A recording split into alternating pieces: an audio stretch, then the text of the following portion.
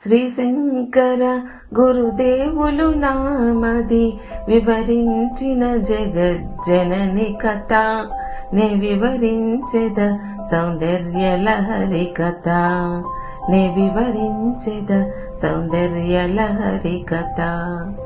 అమ్మా భగవతి నీ చరణములు మృదుమెత్తటి కమలములు, ఆ కమలములందలి పరాగముగైకొని సృష్టి చేయును బ్రహ్మ సృష్టికారుడై.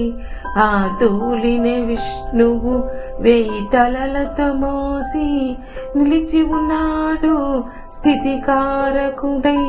ఆ రజముని రుద్రుడు తన ఒడలున బులిమి వెలసినాడుగా లయకారకుడై అని శంకర గురుదేవులు నామది వివరించిన జగజ్జనని కథ నే వివరించెద సౌందర్య లహరి కథ నే వివరించెద సౌందర్య లహరి కథ.